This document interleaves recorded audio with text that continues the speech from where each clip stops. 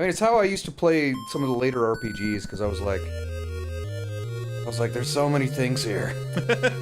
That's true. I mean, it's not a bad philosophy. It's just not one that I like. Ridley's lair, by the way, kind of small.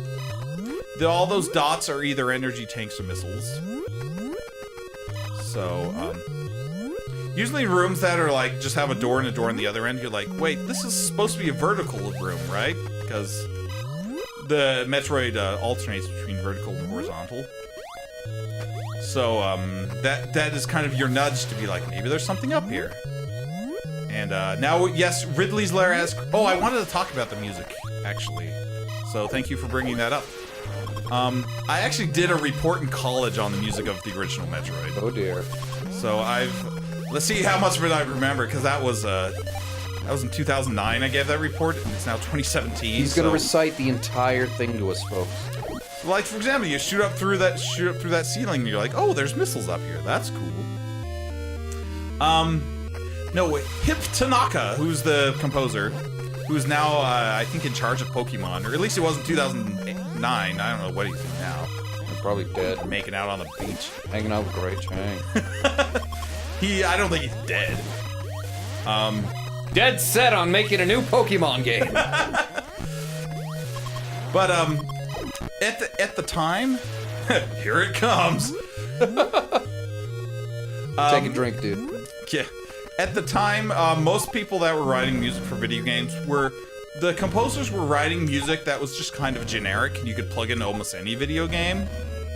They were just like fun tunes. Like, they were writing fun tunes, you'd be like, oh, we need a tune for Excite Bike, and they're like, okay, here's a random thing I wrote. Yeah, example, like the Duck Hunt. Here's a little secret in this room. Ah, get off of me, Desgiga! That's what that thing is called, Desgiga. Desgiga! Now it's the Goat Face Killer. I can't kill it with the screw attack, so I gotta use the wave beam because the screw attack can't jumping stupidly. Anyway, the secret is that you can actually skip this entire room by sneaking under the floor, which it's kind of a scary looking room. So, and in fact, you're actually supposed to do this because at the end is this giant pillar that's super hard to get over.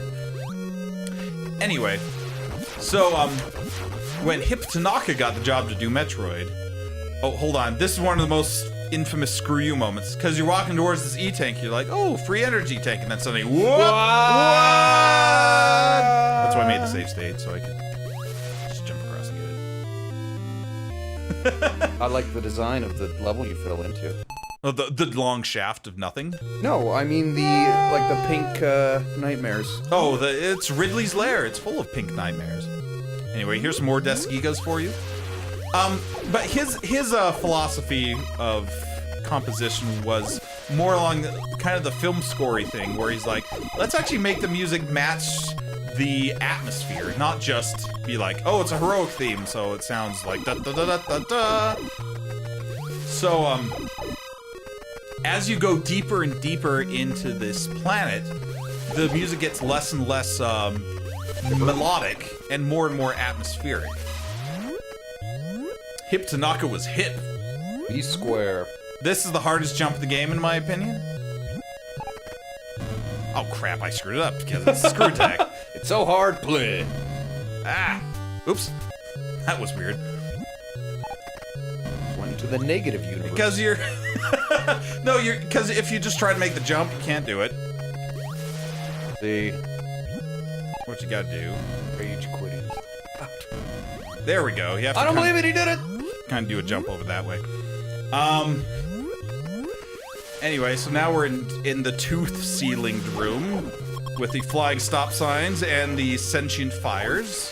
Flying stop signs. And these all have actual names. I don't remember what most of them are. No, I believe their actual names are flying stop signs and sentient tires. And as you can see, oops, that was really stupid to jump in the lava right there. But there's a wall here, so I can't go farther to the right. There's a wall in the lava. But what the scary part about that, I guess not scary, but annoying part about that is normally you'd actually come to this room from the other side and then you'd get all the way to the wall and see the missiles and be like, oh!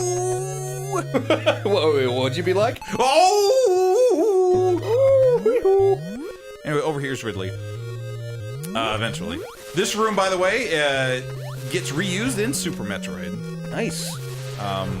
If we ever do that, which we will, I want to, because I love this series so much, eventually do pretty much all of the Metroids. Except for Other M, because it sucks. But like, go do this one, and then do like the Prime series, and then do 2, and then Super... Like, do it chronologically, I think would be cool. I haven't decided whether or not I'm going to do it chronologically, but... Anyway, this is Ridley. He is he's super easy, because all you have to do is stand under his fireballs, and he can't hit you. He's a purple blob wing-a-ling No, dragon. he's a dinosaur. Hi, how's it going, Samus? I'm shooting fires at you. Okay, that's not... Worst Ridley ever. Look, it's the easiest boss in the world, and he gives you 75 missiles. He's way harder in Super Metroid. Anyway. That was Ridley. All we have to do now is kill Kraid, and we can go get Mother Brain. We have then the Mother Brain, and it's the trifecta. Ridley is a lot harder to get to than he is to kill. Kraid is kind of the opposite, as we will see eventually. Kraid is much harder to kill, which is why I'm doing him second, so I have a lot more missiles. Ah. So now, what guy flew through the door. Now basically, it's a lot of backtracking up until we get to Kraid's lair. Which is why I left some stuff in Norfair, so we'd have something to do while we were, walking back there. Oh, that's real fair of you. Getting knocked into the physics of Metroid are also kind of, finicky. Like that Pokemon. Like that Pokemon. Your jumps are pretty floaty, and like, changing direction in midair, like, your inertia's kind of weird. Which I think is, I mean, they streamlined that, They streamlined that a lot in later entries in the series. Like, Super Metroid, I think, controls really well. Like, it feels very responsive, and it feels like, she does what you tell her to. Oh. But in this game, I can't control this woman. She keeps getting all floaty, and her hair is green, and I don't know what to do. Let's find a heroine with less discriminating tastes. Let's find some heroin. Of less discriminating taste. Anyway, we're shooting the orbs of the hallway, as they are called, by me just now. Along with the tire things and the stop sign faces and the Spider-Man heads.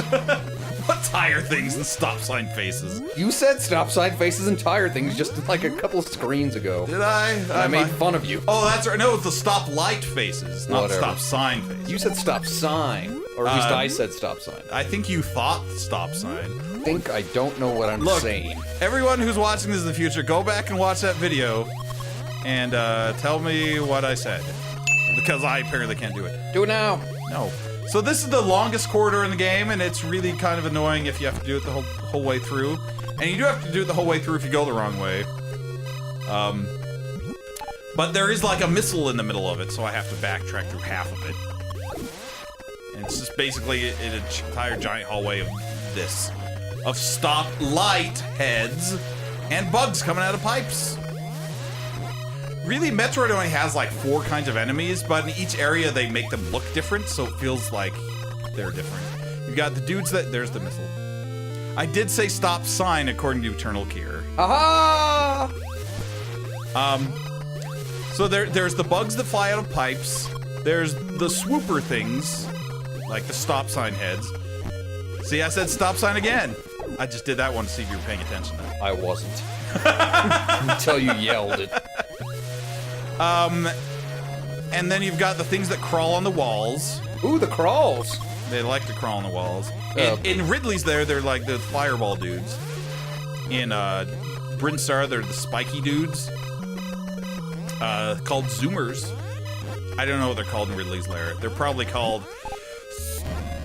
Stupid. I knew that was going to be it. They're probably called Republicans. I don't know. I'm trying to think of something slightly more witty than just saying stupid. Stupid. But Republican is what came to mind. Yeah, so I don't know if that's more clever or just random. Witty. Think of something witty. They're called Beef stew. Anyway, if you can look at the map, we go in this door, it'll just go to that dead end that missile's on the other side of, and then he'd be like, oh, that missile! Oh, I hate that rabbit! As we have already established. And those are your basic 4 kinds of enemies. The swoopers, the pipe bugs, the crawlers on the wall, and then there's like the stop sign faces. The bubbles that float around like diagonal. Bubbles bubble. And that's it. That's pretty much your Metroid enemies in a nutshell. I guess there's the corn cobs too. You should have made the monster manual for this. The bestiary.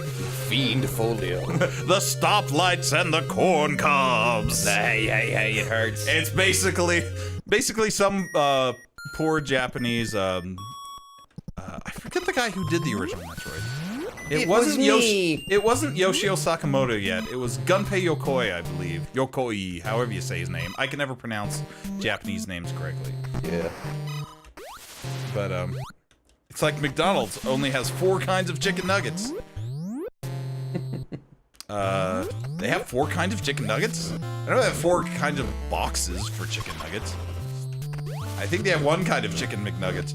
Unless your part of the country is blessed in the chicken McNugget departments that we out here just do not get. What on earth are you talking about? No, in different parts of the country, McDonald's has different menus. Oh, you're right. Like the McDonald's diner. Yeah, and Eternal Kier saying that they used to have 4 kinds of chicken McNuggets, which I did not know, and I don't think out here we've ever had 4 kinds of chicken McNuggets. It was like when I was driving through Georgia once, like years ago, and we stopped at McDonald's. They had like grits, and I was like, ooh. 4 shapes of chicken McNuggets. That makes a little more sense. They've got the Chicken head. They've got shaped one. The circle, the slightly different circle, square, and the one that looks like Jay Leno. That's all of them.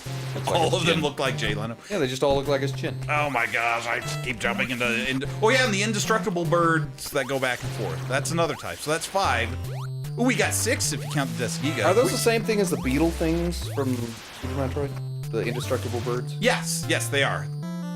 I forget, let's go up first. Actually.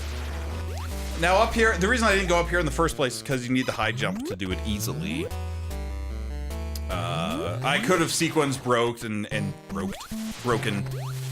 back sequence and gotten all these missiles up here because there's like 25 missiles up here, but I didn't feel like doing it. That's all.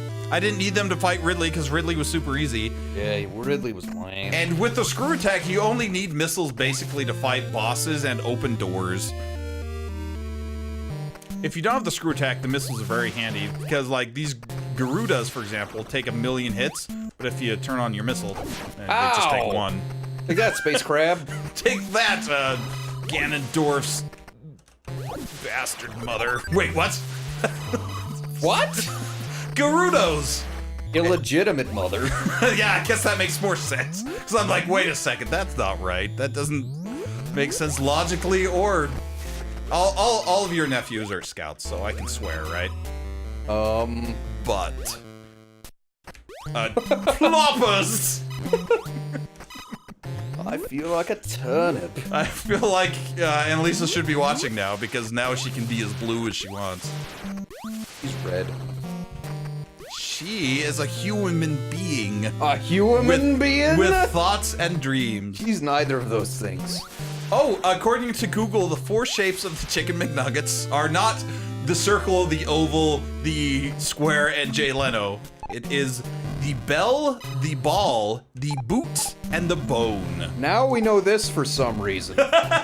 And people said you didn't learn anything by watching Metroid Let's Plays. That's a meme. I thought you were gonna say the player in the Doodler. Well, no, people learned a lot there. We had a whole edutainment stream. Thanks, Teach. We learned about... Teach us more, Teach. Let's count crabs in Metroid. 1, Wait, 2. There's no crabs on this screen. Oh, flying birds. I mean, indestructible flying birds. Orbs of power. Triforce of Wisdom. Anyway, this is kind of cool because you're like sneaking to the Chozo statue a back way. Ooh! And this is, you're like, oh, it's a new gun upgrade. But no, it's just 5 missiles. That's not right. That's supposed to be the ice beam. And it is the ice beam. That was a screw up on the Lewis script. Anyway, so yes, there are 2 ice beams in this game. Two ice beams? I'm seeing double here. If you can't find the one that's kind of hidden in the floor in Brinstar, then you can get Hey, this. go and find the other. But See? anyway, I think we've cleared out Norfair. Yep, because those 2 dots are the ice beam and the wave beam, which don't go away because I could go back to where the wave beam is and get it again, but I don't want to. Get it again. No, Do it. it's so far away. Problem is now with the ice beam, I can't shoot anything on the ground because Samus can't duck. Because she's got stiff knees. All those years in the NBA. It's all those years of taking choir classes where they said, don't lock your knees. And she's like, okay. And now she can't. And then she never moved again. All I can do is sing. That's right. Samus, who explores planet cores filled with molten lava, can't move. Those are her robot legs. Her suit's not on. She's an android. She's not an android just because she keeps jumping in the lava. That's just because I suck, not because she's an android. Some kind of alien monster beast. From beyond the moon. Yeah, I'm definitely not going to beat 116 on this round. Ooh, I like those statues. They're like Beamos. They're like Beamos and Armos together at last. they look more like if Mike Wazowski had an apron on. You're always about Mike Wazowski. Samus had the weirdest Space Marine training ever. What with her choir classes and her knee locking. Hey, it hurts. Well, she was trained by the Chozo, and they're like bird people, so their knees go backwards. So Do it right. Ow! it really was painful. Told you she was an alien monster beast. But she is now. No, she's just been mangled. That's all. Oh yeah, there's these guys who jump off the ceiling too. That's 7 kinds. That's a lot of things you've been listing. So I guess I guess I was wrong about the number. There was more than I had originally presumed. You presumed rang. Gross. Anyway, so now we're gonna go to Kraid's lair. Apparently, canonically, you're supposed to fight Kraid first, but that doesn't really make sense because you have to go into Norfair to get like the high jump and screw attack and stuff. I lean like a Chozo. You're the Chozo one. That's not true. Oh, if you hug the right of these shafts, you fall all the way down until you hit a door. Just a little tip for you Metroid speedrunners, because if you're a Metroid speedrunner, you're definitely coming to this channel for your tips. Here's a tip.